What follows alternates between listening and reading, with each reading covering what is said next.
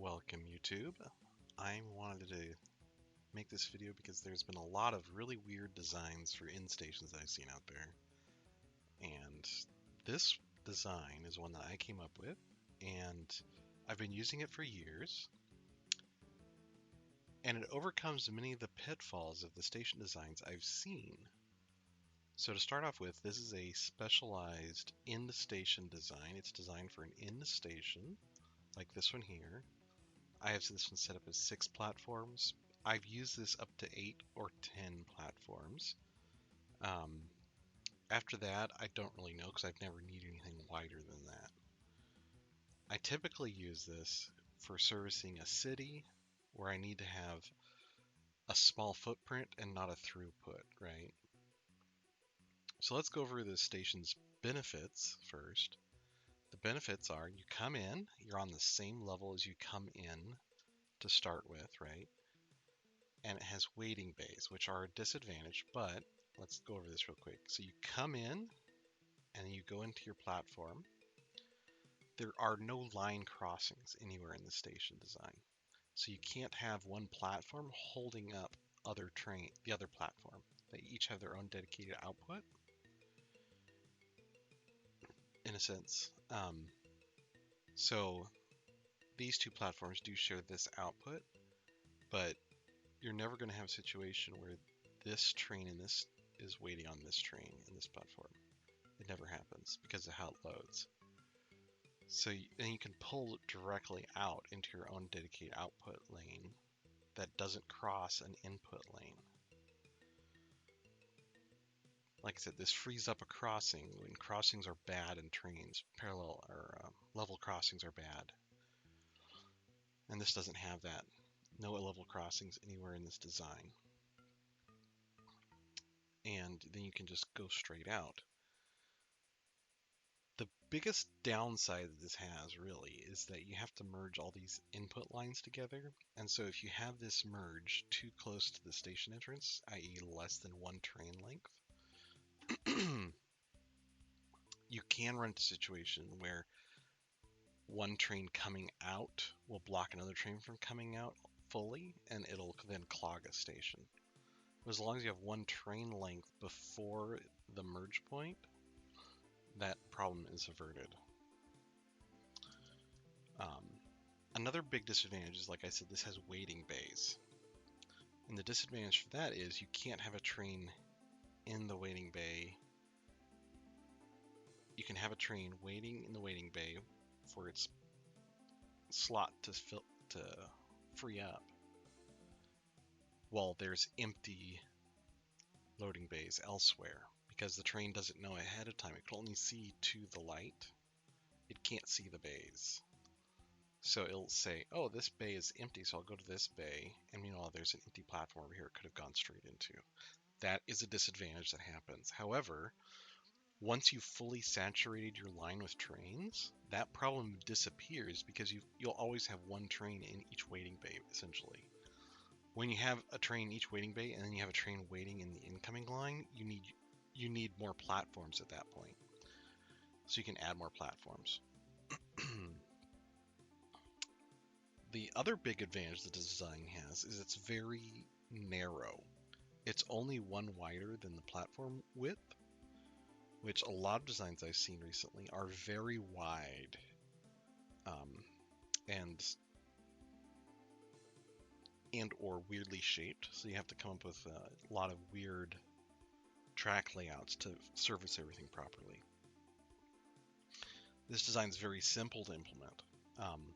I went with undergrounds here, tunnels, because in OTTD, going downhill costs nothing, and going back uphill immediately after a downhill is almost free, because the train doesn't need to start pulling until there's no more train pushing down. And by that point, half the length of the train is already uphill, and so it doesn't have to spend extra effort pulling it up the hill. So it's almost free to go down and then right back up. So whenever possible, always do tunnels for that reason. Just a tip.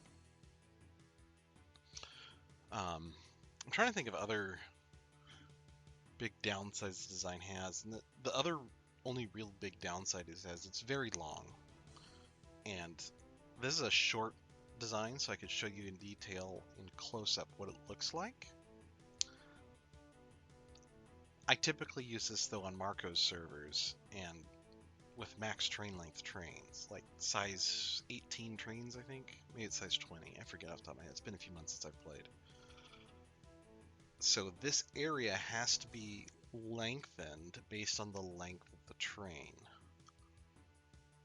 Now let's go over a quick thing about this loading bay. This example, the platforms are 6 blocks long. And for that reason, this light here is placed so there's 5 in between it. That way a train sitting in this loading bay will keep this light red, and trains out here will know not to go into that loading bay and they'll go to a different loading bay. Otherwise, you could have a situation where a train is, like in this one, sitting here in this one, blocking off this access to this one. And you don't want that. That's very bad. You also don't really want to have multiple trains in each loading bay, because that reduces your throughput, because then you have 2 trains here and an empty loading bay here, and yeah, bad. A downside that arises because of that is the trains have a very long distance to go before they get to a loading bay. However, even with max length trains, I don't have an issue with that with diesel and later trains. Diesel and later trains have enough power to move into that loading bay, into any of the loading bays fast enough that they can get there before the unloading train in that area has a chance to finish, and then it finishes and leaves and they go in. So diesel and later doesn't have an issue that I've experienced. I haven't seen one.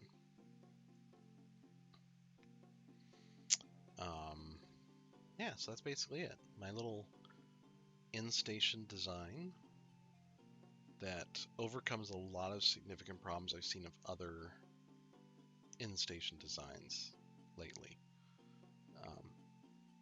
And honestly, I don't know why other people don't use designs like this more often. The reason I came up with this is I couldn't think of, like, I looked online for a bunch of in-station designs, and every single one of them had multiple at-grade crossings. And I was like, okay, let's just build a station design that has 0 at-grade crossings, and that led to this. I'm sure you could shift this output to anywhere in this area. It's just I like to keep it at the far side, just to make it simpler to build. Because like I said, I usually play on servers, and I have no control over game speed, and so you want to be as quick as possible, so you don't run into issues.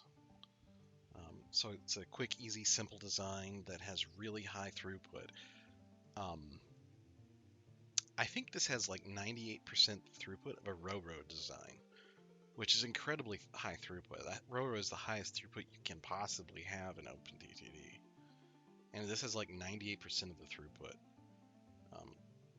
The major caveat being is that you won't see that throughput unless your lines are fully saturated. If your rail line isn't fully saturated with trains, you won't see that high efficiency. Because like I said, you can have the waiting bay issue, where you have a train that says, oh, this waiting bay is empty, I'll go into this one. Meanwhile, there's a station platform over here that's empty, and it could have gone straight into the station, and you can't see it. If someone can come up with a way to make it so they can see the stations, that'd be great. I'm not smart enough. It's not true. I'm not dedicated enough to use the block signals. So I'm sure if you use block signals, there's something funky you could do to get everything in. I just use path signals everywhere because I'm lazy and don't want to hurt my brain. Like I said, I want to be fast and easy and simple because I'd play on servers. So, anyways, nice little station design for you guys out there. Let me do a quick zoom in. The entry area, where you split off into your different loading bays, and your collection for outbound. And then your loading bays. Again, these lights here on the input side need to be short enough that a train in a waiting bay will turn them red. And then your grade station entrance here. There are no crossings, which, like I said, it means you're going to be one wider than the station. But I think that's a pretty nice price to pay for having 0 at-grade crossings. It's a very nice feature, in my opinion, not having those at-grade crossings. And then I put these station depots at the end of the platform so that any train that is in a station can choose to go get maintenance. And a train that goes to get maintenance will go in and get maintenance. And if it's saturated, another train will come and unload. As soon as that train unloads, it'll start to leave or go into the station itself.